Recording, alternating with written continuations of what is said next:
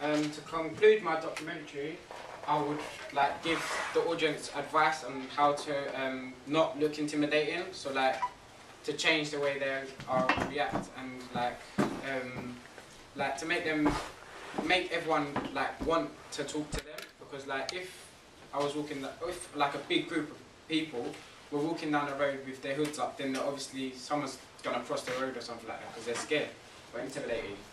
So that it will make people feel warm, like, and taken in. Like, I'll do a sign off with, like, to finish off with my documentary with like little shots to show, like, to show the audience, like, to keep it in their head, like, about what they think about it. The ethnicity would be Vox Pops would be all like all genders and like ethnicities: black, white, Asian, mixed race. This is so it will reach all the whole target audience that I'm reaching for. My target audience would be between male and female, aged 16 to 24. Black, every race again, and they're like, I would appeal this to them by giving them music that will suit their age range. So like R&B, hip hop, and stuff like that. The disposable income will be like to my target audience will be, I say, about £240 like a month. This is because like students will be able to get EMA, which like they're age 16 because they're going to school. So and they either could be working, so they could get like more money from that. And the location will be in the UK. This is so it will really reach all the target audience again. The type of language that I have decided to come across with was more formal and more of a formal type of language. This was so like it engages them, like the whole readers, and like I was thinking about putting like informal with it as well, so it reaches the younger type of audience as well. The interest of my target audience will be music, football, like stuff like that, like just like youth club or playing games, basketball, socialising with their friends on social networking sites or stuff like that. The consumptions that like my target audience will watch will be like Misfits, because it's a young target audience, which would be like as well, and like music programs, music videos, and which will be like also bring the audience in as well. The level of education, which was college or had finished uni. This was because the different age gaps with like uni, you're just finishing, you're about 20, 24, around about that, and you're just going into uni like when you're 16 or college. Focus groups. This was research that helped me because I was able to see what the audience wanted me to tell them and what information I have found. So like in that group I found a lot of information that helped me, which they told me to change and what they would like to hear about youth subcultures.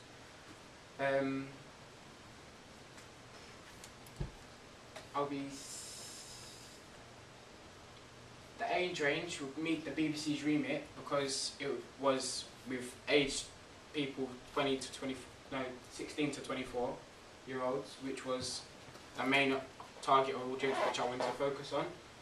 This was qualitative research because it was getting people's ideas and I was taking them in.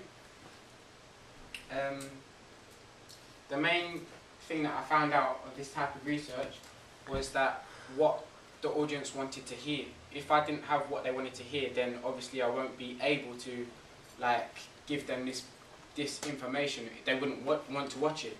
That's why I've done that focus group. That's a picture of my focus group that I've done. The questionnaires I sent out to like all of my on Facebook, which people aged 16 to 24 year olds, male and female. This was so it reached the whole target audience and like different ethnicities and got their views on what they thought about it. It examined the audience because it helped them find information that they wanted to hear as well. Again, like I found out what people wanted to hear and what they didn't want to hear. Like if they thought youth subcultures were intimidating people, if they weren't intimidating people. This method was quantitative, sorry, because it made people, like, it helped me find people's interests and what they thought about it. This was primary research because I found it myself, and like I sent off the research and gathered it back into myself. Textual analysis. This was the style of like how to set the idea out and how to set the documentary out. It examined the research that I found was documentary to make it more interesting for the audience, and like how it could bring them in. So like if, for example, if I didn't have someone to pull in, then I wouldn't have a good research, I would say. Like I wouldn't have a good documentary because I wouldn't watch it. The documentary suited because it highlighted the good things that pulled people in and the bad things that didn't pull people in. This was qualitative research because I made it into a graph, which was there, which showed the genders of what they thought about the documentary and how they feel about it. Facts and figures. The facts and figures helped me because it told me what people and how people react, sort of, really. And like, it shows you what I could talk about in the actual documentary. Examining the content of research, facts and figures to make it draw in the audience. Sorry. It helped because I could also like find out ways of giving the audience like research and like how I can fit it into them and feed it to them, basically. This was qualitative research again because I found it myself, and secondary research, sorry, because I've got it from the internet and like pulled it off and then just gave it to see what they wanted to hear. This research helped me what I can focus on and like what main parts would draw in and what they would want to hear, the audience want to hear. The technical viability was was the equipment I needed for post-production and production. The equipment that I needed for production was Panasonic camera, a monopod, a mic for the vox pops, and a tape and headphones. This was so I can film my documentary, and so it would help me because it would like get everything, like how like the mic would help me do the vox pops, the filming with the camera, the monopod to keep the camera steady so no movements around it because if the hands get tired, and headphones would allow the cameraman to hear the sound properly. The things that I need for post-production would be a Mac so I can edit my work, a computer so I can create graphics to show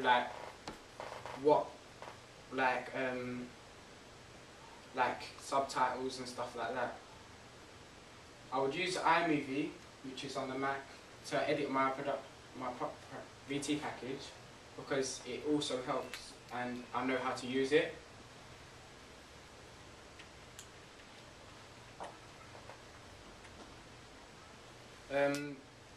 The crew members that I'll be using was my friend Nathan.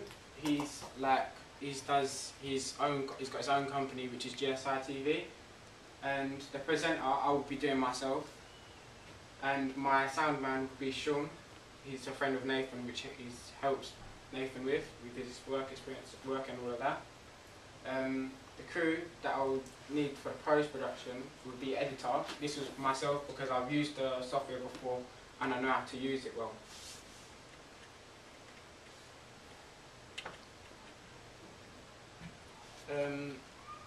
The people that will appear on my documentary will be an expert, which is a policeman, which is my brother's mate, so I'm able to get contact with him by Facebook or phone number.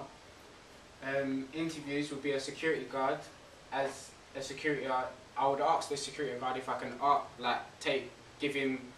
get him to give me information who he decides to pick on. The general public. I wouldn't ask him that way. Huh? I wouldn't ask him who he decides to pick on. Oh.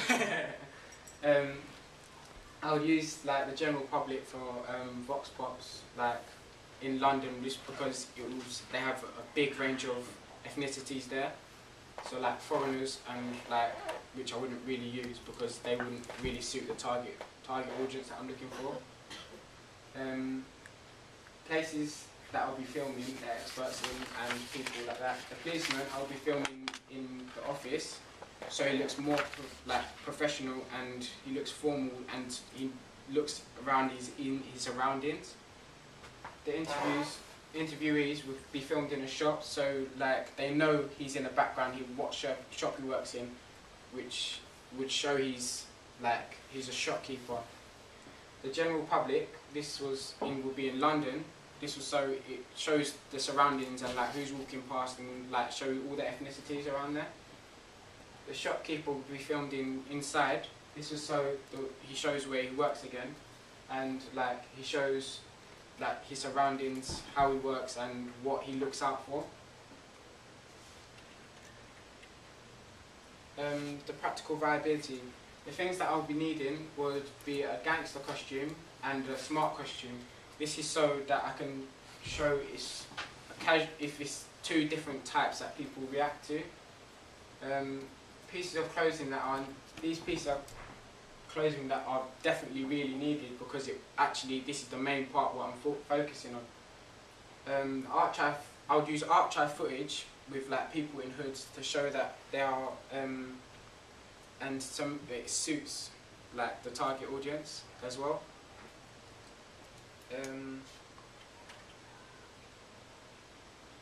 The media law will affect my production because I would have to stick by these guidelines like defamation, content of court, privacy, which would affect me strongly because I would have to show what the shopkeeper working and where he's working, which would affect his privacy. The Ofcom would be affecting like restrictions, like what would restrict me, and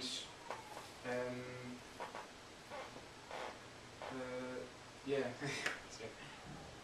that would restrict me because it is certain things that I can say and what I can't say. If I say that, then I would obviously get sued, which will affect the target audience. Editorial guidelines would be children and accountability. This would be because it's mainly focused with the children and what I can say and what I can't say and how they react. I don't want them to pick up any bad information or that I'm saying, so they pick it up and then they use it on the streets, for example. Gok One. It will relate to my documentary because it relates with fashion. Target audience is around about the same target. The use subcultures will be different because it will be showing like how people like react instead of just focusing on fashion. It will compete with a more niche target audience because it's not just about fashion. Trini and Susanna. It will relate to my target audience because again, Trini and Susanna is just about fashion, and mine's just more different about like fashion and how it changes the way people react.